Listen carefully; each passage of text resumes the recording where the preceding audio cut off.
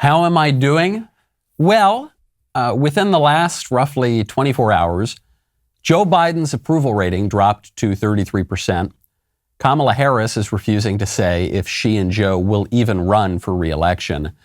Kyrsten Sinema and Joe Manchin killed Chuck Schumer's crusade to abolish the filibuster, meaning that the federal election takeover and the Build Back Broke budget are deader than disco, to say nothing of the even more radical policy proposals, such as, I don't know, court packing. And speaking of the court, the United States Supreme Court just handed us, the American people, and specifically the Daily Wire, an historic and somewhat unexpected judicial victory by smacking down Joe Biden's illegal vaccine mandate and allowing Americans to decide for themselves whether or not they want to inject themselves with Fauci juice.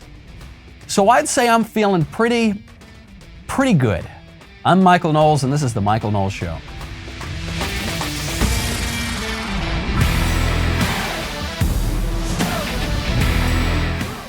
Welcome back to the show. My favorite comment yesterday is from Leonard Tomazius, who says, listening to what the Dems want to do with voting reminds me of that scene from The Five Gangs of New York, where they ask a guy how many times he voted, 3 times, and then they tell him to shave and vote again.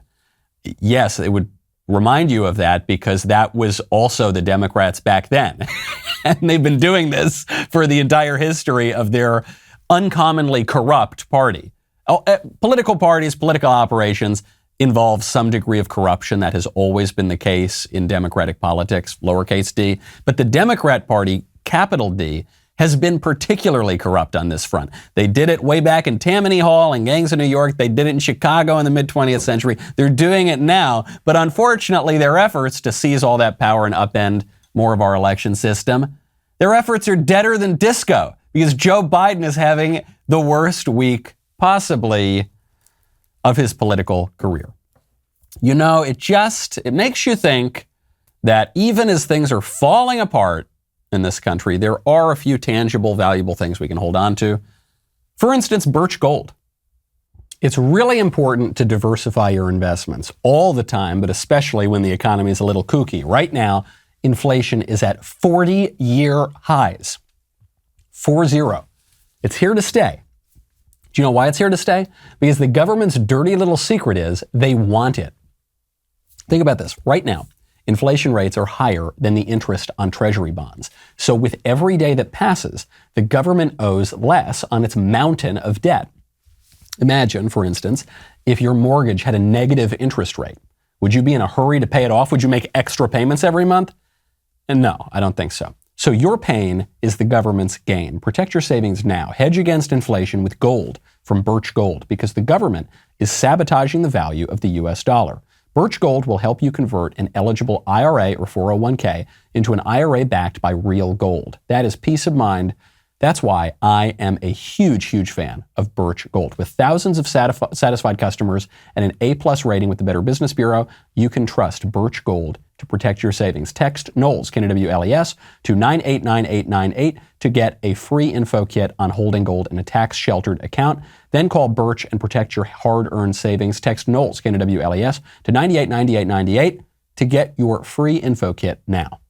Go check out Birch Gold today. All right, Madam Vice President, everything's falling apart. The president's approval rating is terrible. Yours is somehow even worse. All of your legislative priorities dead. Your administrative priorities dead because of the Supreme Court. The American people rejecting what you want across the entire board. How are you going to change course? At what point does the administration say, you know what, this strategy isn't working, we're going to change strategies? 6 former administration officials last week wrote that open letter urging the administration to change course, to change strategy. Is it time? It is time for us to do what we have been doing, and that time is every day. Every day it is time for us to agree that there are things and tools that are available to us to slow this thing down.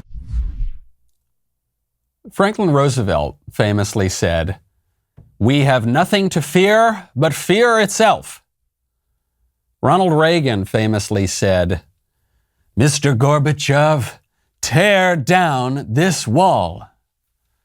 And Kamala Harris famously said, it's the time now to do what we've been doing every day, and the time to agree that we are doing, that we've got things to do together, and the time. Powerful.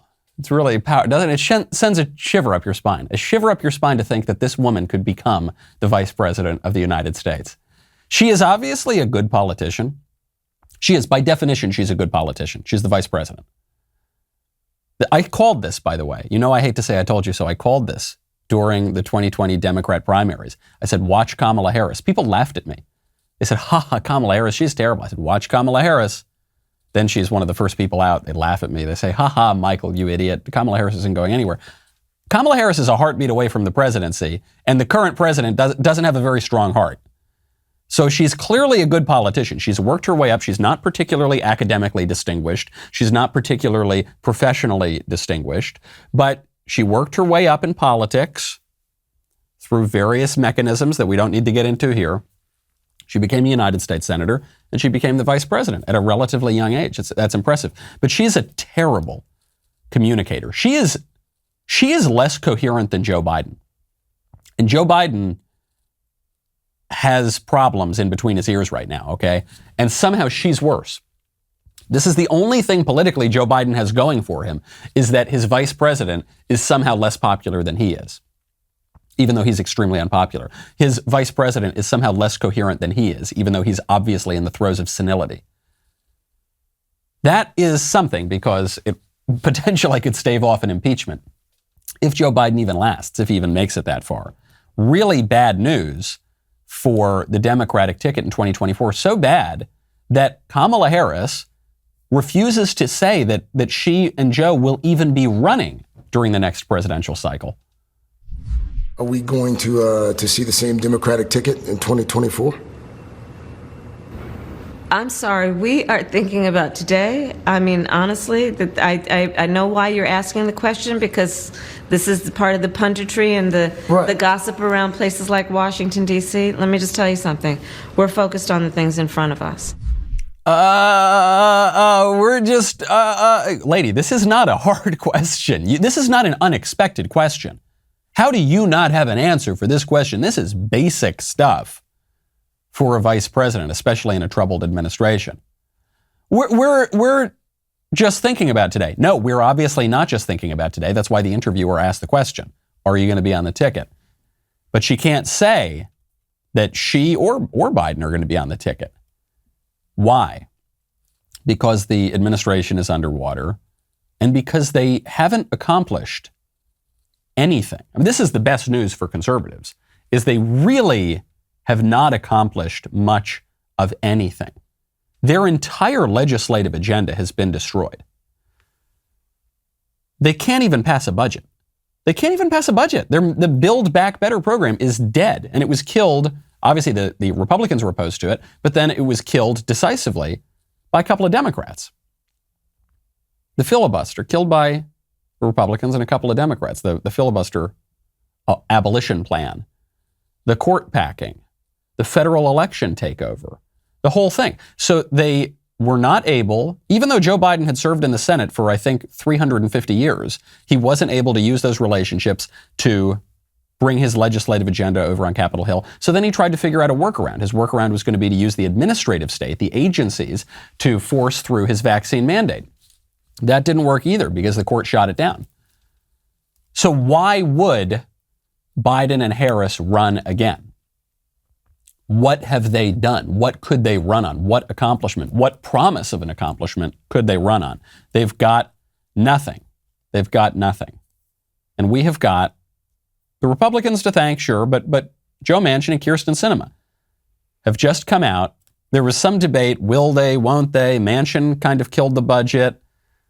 But then what about the filibuster? Kyrsten Sinema comes out and says, no, the filibuster, it's got to stay. I share the concerns of civil rights advocates and others I've heard from in recent months about these state laws.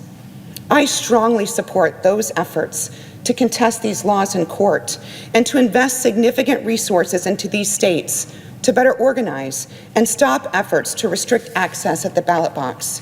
And I strongly support and will continue to vote for legislative responses to address these state laws, including the Freedom to Vote Act and the John Lewis Voting Rights Advancement Act that the Senate is currently considering.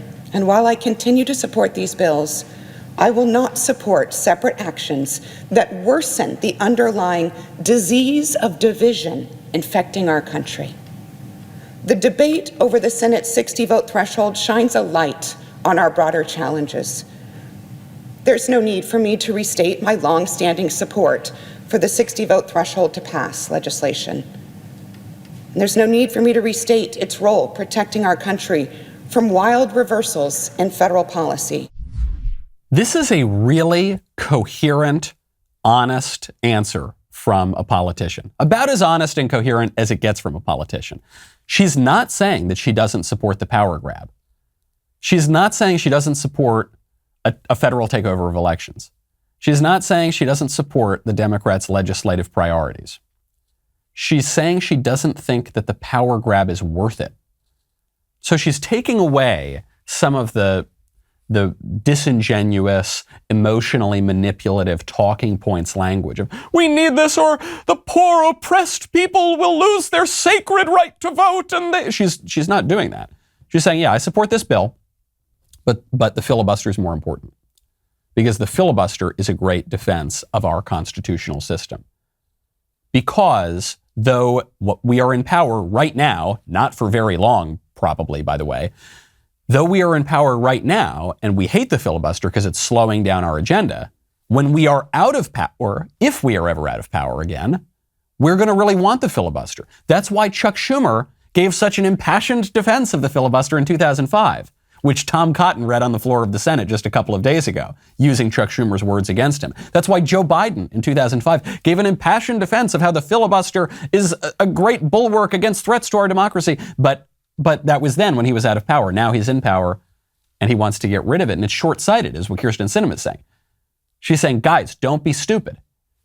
We're going to want this thing in about 1 year when we're out of power and we're going to need it to stop the Republicans, or in 3 years potentially when we're going to have a Republican president. So let's keep it. Let's cool it. We are not a mere radical mob rule type of democracy. We're a constitutional republic. Let's be responsible. And in so doing, let's kill Joe Biden's 2021 and 2022 agenda. So Biden makes a last-ditch effort to save any sort of agenda he's got. He can't pass anything through Capitol Hill, so he uses the administrative agencies, and the Supreme Court says, no thanks. And this case is a very personal case for us because we were helping to lead it. We at the Daily Wire sued the Biden administration over their vaccine mandate through the Occupational Safety and Health Administration. So we got an early win in the Fifth Circuit Court of Appeals. The Fifth Circuit Court of Appeals said, okay, we're going to stop the mandate from going into effect until the legal process plays out, until we determine whether or not, on the merits, this rule is legal or not. Then all of those lawsuits, ours and others, were compiled into the Sixth Circuit Court of Appeals. The Sixth Circuit reversed the Fifth Circuit and said, no, the vaccine mandate is going to go into effect. Sorry, tough luck. The legal process is going to play out. You might be proven right in the end, but until then, everyone's got to take the jab. Which is BS, because if we are proven right in the end, but we've already forced everyone to get the jab, then it's a Pyrrhic victory. It doesn't mean anything. Not even just a Pyrrhic victory. It's an utterly meaningless victory. So the Supreme Court decides they're going to take it up. They do the oral arguments. And a lot of us thought it wasn't going to work. And then it did. The majority opinion, 6-3, says that the vaccine mandate should not go into effect until the legal process plays out. But it actually goes further than that. It says that the legal process is very, very likely to favor the people who oppose the vaccine mandate. So it doesn't just say we're going to pause it until the judges make their decision. it puts its thumb on the scale and it says the right decision is to get rid of this rule. This rule is illegal. This rule is unconstitutional. So because of the way our legal system is set up, we're going to let this thing play out. But I dare you to say that this rule is constitutional. It's not. It's BS. That was the majority opinion. That was the order of the court. Then there was a concurring opinion by the conservatives on the court. And the opinion by the conservatives and the dissent from the court's liberals actually begin in the same way. They both begin and they say, the question here is not about COVID or how deadly COVID is. The question here is not really about the vaccines or the vaccine effectiveness. The question is, who decides? Who decides? It reminds one of Anton and Scalia's great dissent in the Obergefell case, the case that redefined marriage, where he said, as a political matter, I don't really care that much about the definition of marriage. When I'm sitting here in the Supreme Court in my robe, what marriage means is not the primary question. The primary question is who rules me, who governs, who decides. And according to the majority on the court, the people should decide. So it shouldn't just be some random administrative agency that was apparently just a legal workaround because Joe Biden knew he couldn't get his mandate passed through the legislature. It should be the people through their elected representatives because of court precedent. There's something called the Major Questions Doctrine, which is on major questions, sweeping issues of public policy. You want to make sure that Congress is speaking with a clear voice and actually giving to these agencies the powers that they are presuming to have. Does anyone really think that OSHA, the agency that tells you to wear a hard hat on a construction site, is now the agency in charge of the most significant public health questions in the United States? No, nobody really thinks that. And furthermore, even if Congress had delegated that power to this administrative agency, let's say they delegated that power because they don't want to be accountable to the voters. Congress says, yikes, any way I vote on this, it's going to be really bad. I might not get reelected. So, okay, I'm going to give all this power to make all public health decisions in America to this administrative agency. Then I don't have to deal with it at the town halls. The conservatives point out there's another doctrine at play, the NonDelegation Doctrine, that there are some responsibilities that Congress cannot delegate away to the agencies, even if it wants to. Even if they try and they put it clearly in law, sometimes that is unconstitutional. And that's what the conservatives on the court are saying. Now, the liberals on the court came at this question of who decides from a different vantage. They came at it and they said, okay, who's going to decide these public health questions?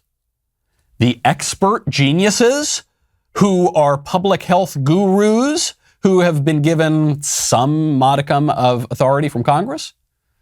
Or the Supreme Court? Us, a bunch of robed lawyers who have no expertise on this. Who do you want making healthcare decisions for you? The physicians who have been appointed to bureaucratic roles in the government? Or us lawyers? Are those the only two options? I thought there were more options. What about, I don't know, the people's representatives? Shouldn't they have some say in this? Well, that was the argument of the conservatives. And by the way, they observe that when the Congress has weighed in on Joe Biden's mandate, it weighed in to voice its disapproval. The Senate passed a resolution that said it disapproves of the OSHA mandate. So as much as we can tell what the voice of the people is on this, in our constitutional system where the people speak through their elected representatives, the people oppose this. And the elected legislators oppose this. But for the libs, they don't care. They don't really care what the people think. They're extremely distrustful of American democracy. They want decisions to either be made by a handful of unaccountable people in the government bureaucracy or a handful of unaccountable people on the Supreme Court. And what the conservatives said is, no, there's actually more to our government, darlings. Maybe you've been reading a little too much Woodrow Wilson. You've been reading a little too much Franklin Roosevelt and progressive literature. Actually, the people still have a say. Actually, local communities, state governments, local governments, the family for that matter, has a say. What I loved so much about the conservative opinion is that it wasn't some radical libertarian opinion. It didn't say, my body, my choice. It didn't say the government has no right to force you to take some kind of inoculation, because that wouldn't be true. There is longstanding precedent in the United States that in certain public health emergencies, certain governmental authorities can order you to take a vaccine. Actually, going back to even before the Constitution, going back to George Washington and the Continental Army, he forced his soldiers to take a smallpox inoculation, a very dangerous one that killed a lot of them. So there is longstanding precedent, legally, in American culture, going all the way back to the American Revolution. I know it's fashionable now for many conservatives, this is probably the consensus view, to say, look, I'm pro-vaccine, but anti-mandate. I'm kind of the opposite. I think in this case, where you have a virus that is not particularly dangerous to the vast, vast, vast majority of people, and you can deal separately with the people who are at risk, but for the vast, vast, vast majority of people, it's just not that dangerous. And you've got a vaccine that is experimental, that is quite new. It's a new vaccine technology, and it has failed to do some of the things that Joe Biden and Dr. Fauci and Rochelle Walensky promised us it would do. So the predictions of how the vaccine were going to work did not really come to fruition. In that case, I don't think that young, healthy people have any reason to go get it. However, I do think that at least the local government has the right to mandate it, because we do have political rights as a community. And obviously, during times of epidemic, the state has certain emergency and police powers. So that the conservatives on the court understood this. They say, look, we're not saying that state and local governments don't have the right to mandate these sorts of things. They do. But the federal government has less power to mandate these things. And some random workplace health agency has way less power to mandate these things. And frankly, the way they've issued this rule is insincere and preposterous. Because yes, they're tasked with passing workplace safety regulations, but just because people might have COVID if they go to work doesn't mean that now the workplace safety agency can force you to take a shot. That's a huge overstep of their authority. Furthermore, the liberals kept focusing in their dissent on how dangerous COVID was to American workers. But is that really the case? What's the median age of a COVID death? North of 80.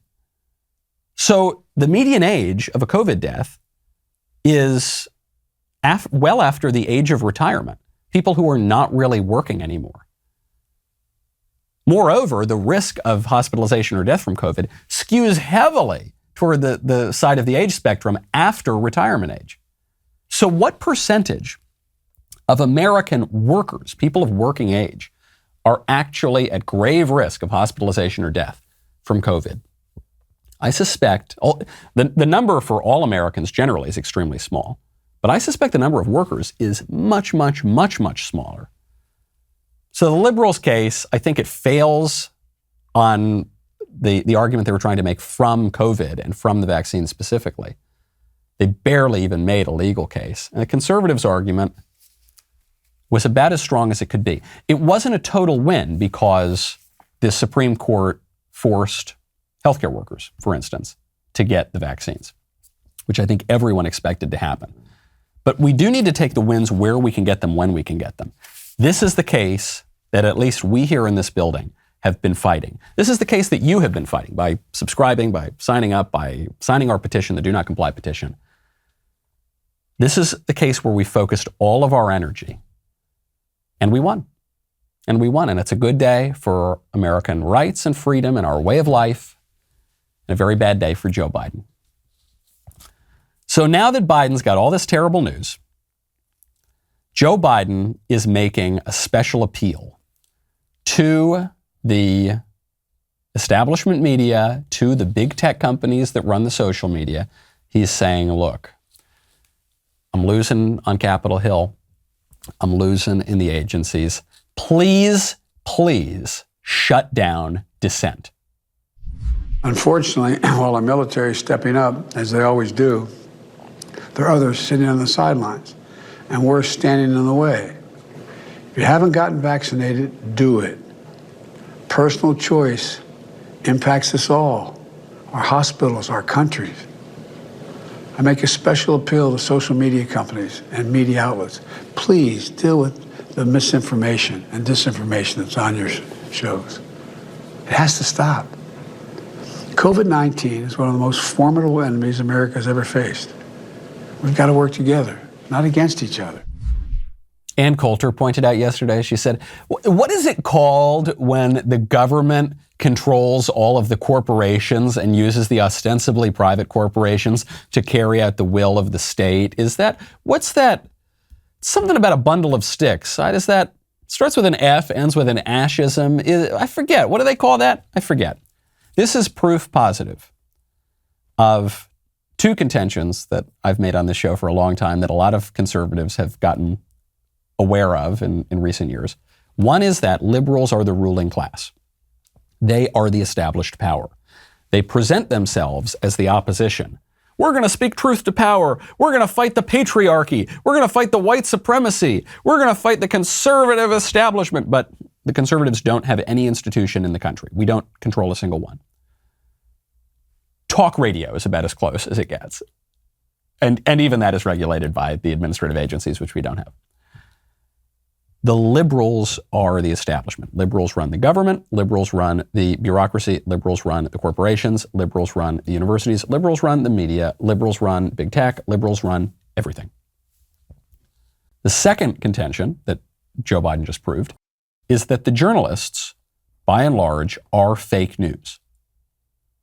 Because the journalists, Joe Biden is speaking to these journalists like good friends.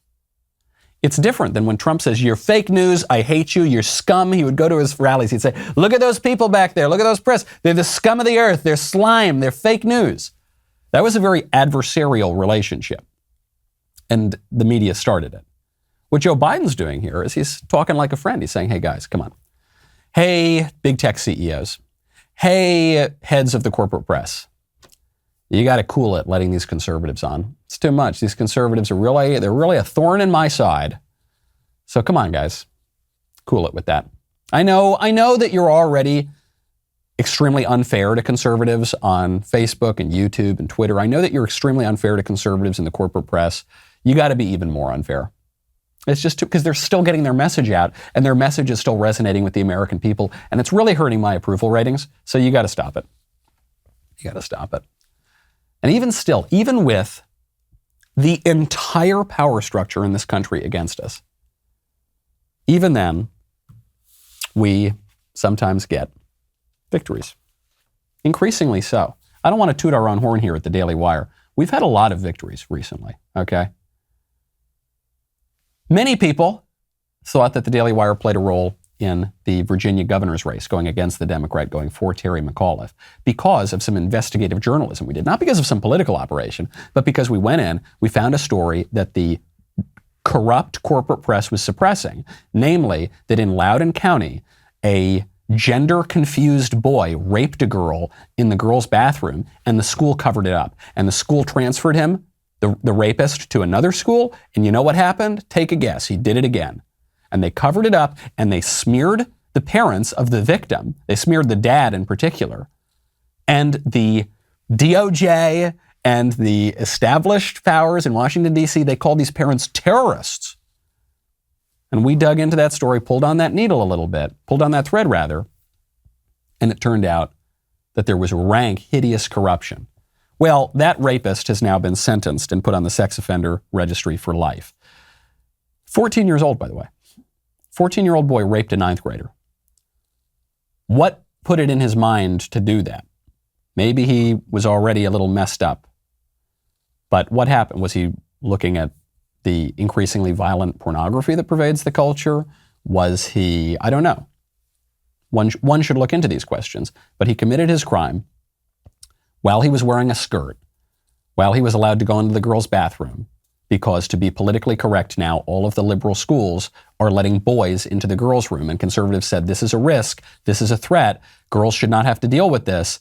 And the liberals said that we were intolerant, bigoted, transphobes, that women face no threats from this. And then what happens? A boy rapes a girl in the girls' bathroom. The judge, reading out the sentence, said that I think it was a she. I don't remember if it was a he or she. I guess that's the question these days we all ask ourselves. But the judge had not forced kids to be put on the sex offender registry for life. But this judge was so shocked at the details of this kid's crimes. Says, over the years, this court has read many psychosexual reports. And when I read yours, frankly, it scared me. It scared me for you. It scared me for society. All of this to defend transgender bathrooms. All of this. A superintendent covering up a rape, transferring a kid, imperiling other girls, stonewalling the parents, going after the parents, stonewalling the press. All of this to defend insane policies that are intended to indulge delusion. It's all about transgenderism. Well, if a few girls get raped in their bathroom, that's just the price we have to pay for progress. Can't make an omelet without cracking a few eggs, a few 14-year-old girl eggs. That's what they're saying. The important progressive social crusade to let boys pretend to be girls is worth a few girls getting raped. Evil stuff, worth pushing back on, and that's the sort of thing that we did. That's the sort of thing that we... Speaking of punishment, before we get into the mailbag, Iran is threatening to assassinate Donald Trump and Mike Pompeo. Take a look at this video. Take a listen.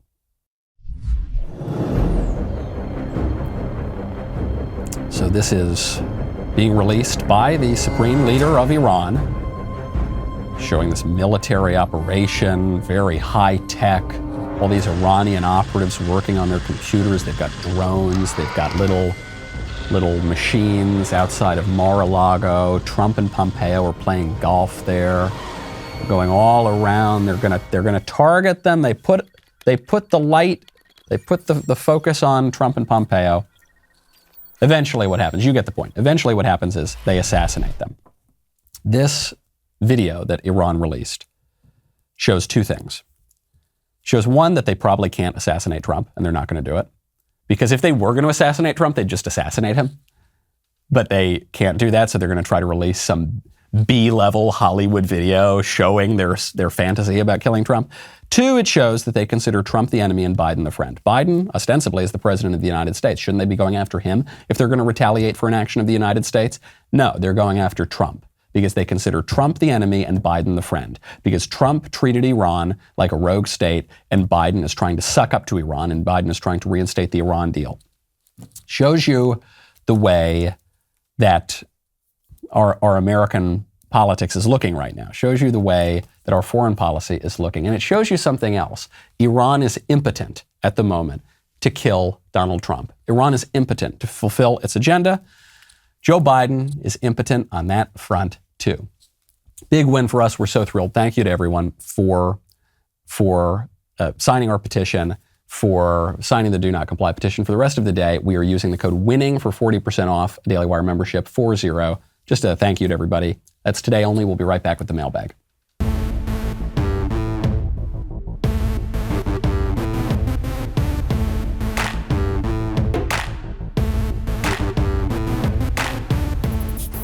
Welcome back to the show. My favorite time of the week when I get to hear from you in the mailbag.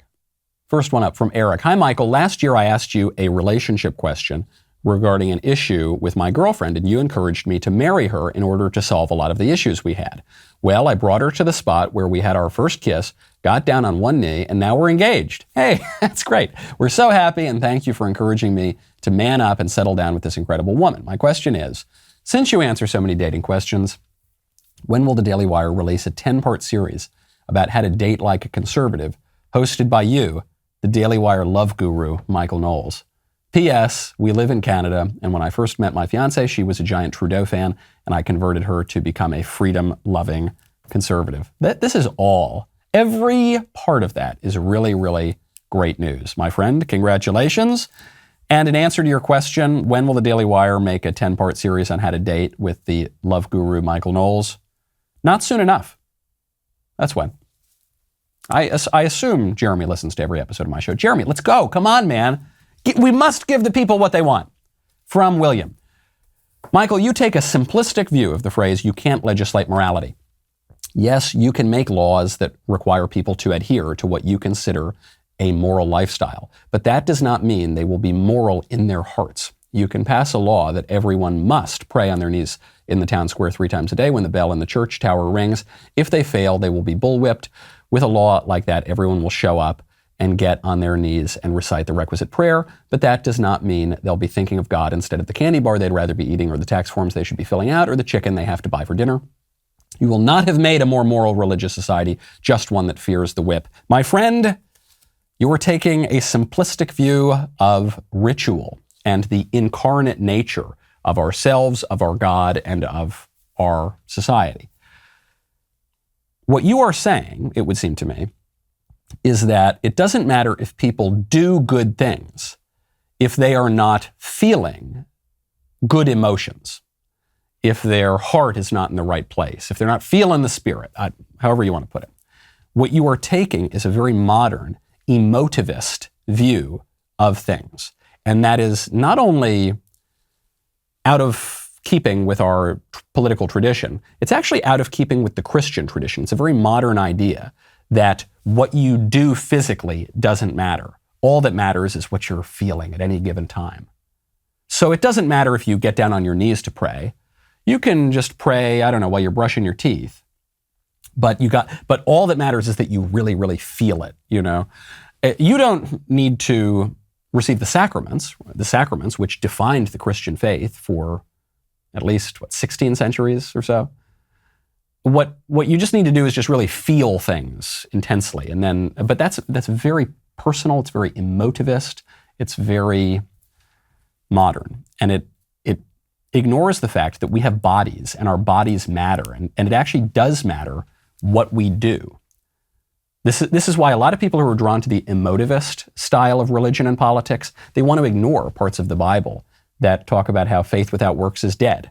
They want to ignore aspects of the Bible such as the particular judgment. They want to ignore the fact that we will be judged in some degree on how we behave. We will be judged, and Christ talks about this, that you won't get out until you pay the very last farthing, which there are extraordinarily fruitful theological discussions that can come out of just that passage, but we don't have time for that right now. Hopefully we'll get to it in the future sometime. Has to do a little bit with purgatory, has to do a little bit with penance, but anyway, we'll get to that at some later time. What you do with your body really does matter. Why do we have laws against murder? We have laws against murder to stop people from murdering. But Michael, just because we have laws, maybe the people won't murder, but they'll still be murderers in their heart. Okay, but it would be good if they're not murderers with their axes and their guns and their knives. And furthermore, though we deny this today, the law is an instructor. As St. Paul writes, the civil authority is there for you as a gift of God for your own good. The law can help to shape us. Why do parents have rules for their kids? Don't eat the cookies after 8 o'clock at night. Don't go reach into that cookie jar. Well, okay, but there's still a cookie eater in their heart. There's still gluttons in their heart. No, actually, the rules over time will help to shape and educate and bring up the kids. That's why you hear this expression sometimes with people who have really bad habits. They say, you weren't raised right. You didn't have the right rules. The rules weren't enforced correctly. You weren't raised right. But the law raises a society as well. And political thinkers, the statesmen who built our country, understood that. That yes, you can say politics is downstream of culture. I almost don't even want to use that phrase anymore because it's been so horribly abused by people who don't want to actually do their job in politics and govern. But it could be equally true to say that culture is downstream of politics. Right now, in Germany, East Germany is 10% religious, 90% atheist. West Germany is more than 50% religious. Why is that? Is it because of cultural variations in bratwurst? I don't think so. I think it's because one country was dominated by a generally religious or religious-friendly polity, and the east part was dominated by an officially atheist government. And there are cultural effects, personal effects of that policy as well. Do not be an emotivist. Life is about more than your feelings. From John. Hey, Michael. I've noticed that a lot of our most common political discussion, especially in my personal life with lots of people who don't read much, the things we argue are based off of false premises. Climate change is really bad, therefore we should do this. The war on drugs didn't work, therefore we should not do this. George Floyd was murdered by a racist cop, therefore we should do this. Is there any way to really get these false premises overturned? Or are we too late? And how do we stop new false premises from being so widely accepted so we can have a more intelligent and useful political debate? Sincerely, came for Ben, stayed for, and subscribed for, and upgraded for Michael. Oh, that's so great. Thank you for doing that. Yes, well, the simplest way is to ignore them in our real lives. Don't call men who think that they're women she.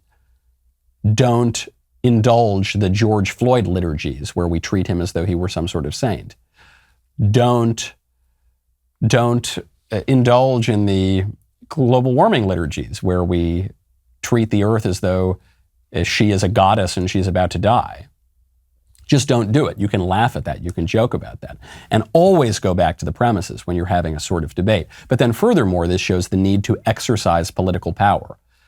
You need to exercise political power, especially in education, because if kids are indoctrinated into these false premises, then they're going to come to logical conclusions on BLM, on global warming, on the war on drugs or whatever, from their faulty premises, and they're going to be really deeply ingrained when our brains are really mushy when we're kids. So you've got to go in there, you've got to wield government power and political power to shape curricula. And you've got to do that down the line as well. Right now, if I oppose transgenderism, for instance, let's look at Canada, because Canada's further down the line already. In Canada, if I call a man who thinks he's a woman he, I may be in violation of the law. In parts of Europe, I may be in violation of some sort of hate crime. That's really bad. So the law is already putting its finger on the scales of delusion and false premises. We need to wield the law on the side of truth and what's good and what's right and what's beautiful. From Alex. Michael, my question for you is, I want to be eligible to join the State Troopers Academy in a couple of years.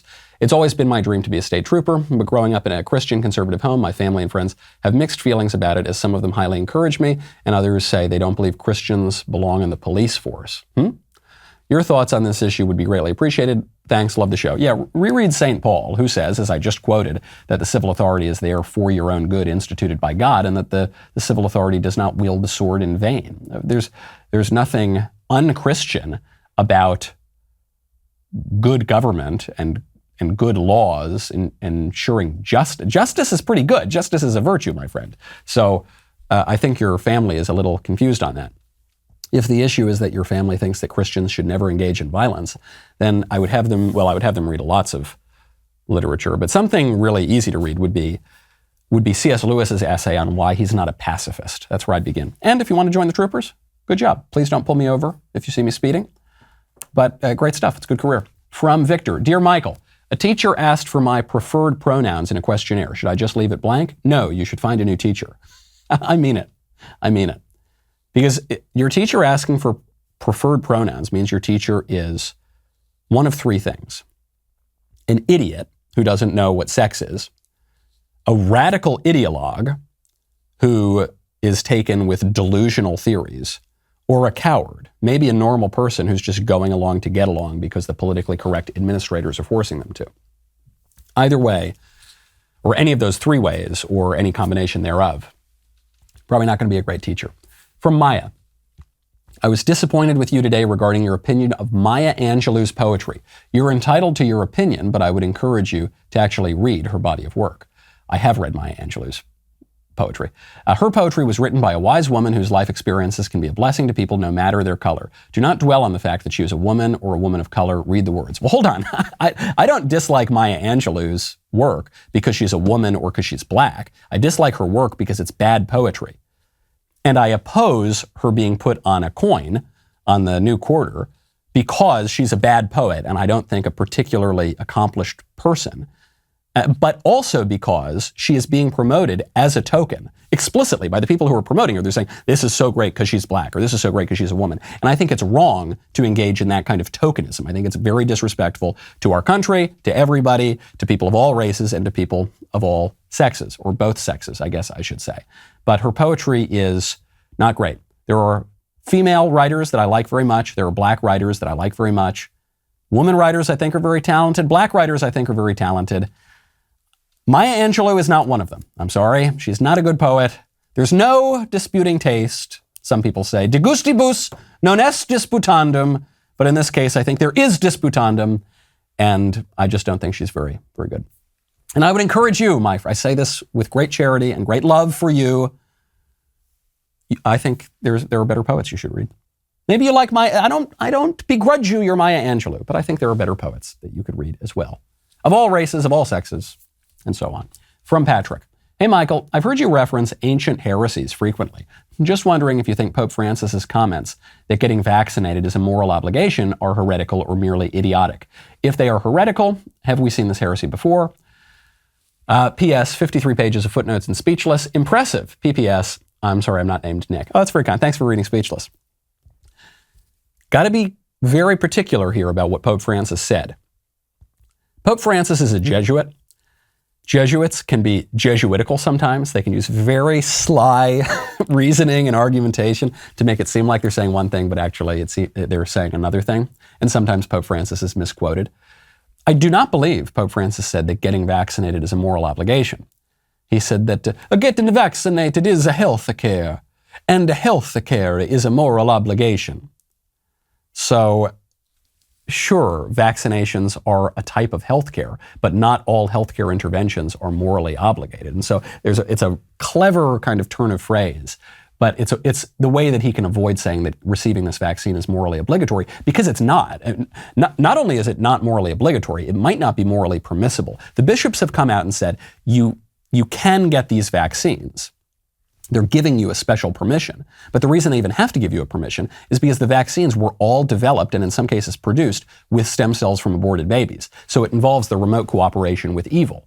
And the bishops are saying, in this case, we are giving you the permission to do that. But no one can require you, can say it's obligatory to cooperate with evil. This is one of the many issues with Francis's papacy, which has been somewhat confusing. There have been questions raised, questions about potential heresy that he has spouted. They're called dubia, doubts.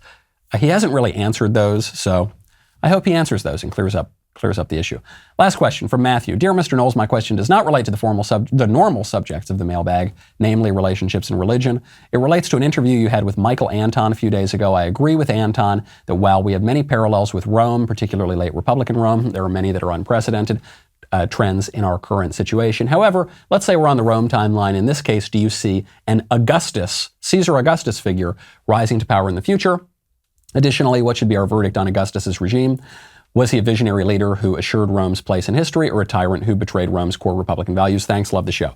Caesar Augustus came to power, or Julius Caesar for that matter, did not come to power because they took this wonderful, idyllic Republican Rome and then took it over like tyrants. Republican Rome was decadent and debauched. Late Republican Rome was decadent and debauched and messed up and screwy, and they took power because the regime was changing and the regime had decayed. This is what we call anacyclosis, the cycle of regimes. There are good forms of government, democracy, aristocracy, monarchy. There are bad forms of that same government, mob rule, oligarchy, and tyranny. And the regimes decay and they change and they move around. So what do I think of Caesar Augustus? I think he was one of the greatest leaders in the history of the world, called the Prince of Peace, who reigned actually while the Prince of Peace was, right? Caesar Augustus led to the Roman peace, the Pax Romana.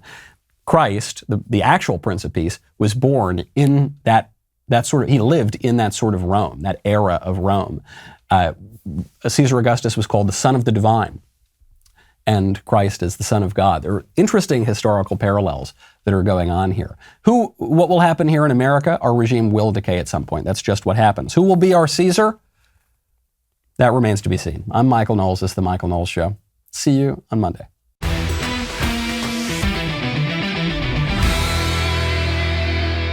The Michael Knowles Show is produced by Ben Davies. Executive producer, Jeremy Boring. Our technical director is Austin Stevens. Supervising producer, Mathis Glover. Production manager, Pavel Vidovsky. Editor and associate producer, Danny D'Amico. Associate producer, Justine Turley. Audio mixer, Mike Coromina. And hair and makeup by Cherokee Hart. The Michael Knowles Show is a Daily Wire production. Copyright Daily Wire 2022. Hey everybody, this is Andrew Klavan, host of The Andrew Klavan Show. You know, some people are depressed because the republic is collapsing, the end of days is approaching, and the moon's turned to blood. But on The Andrew Klavan Show, that's where the fun just gets started. So come on over to The Andrew Klavan Show and laugh your way through the fall of the republic with me, Andrew Klavan.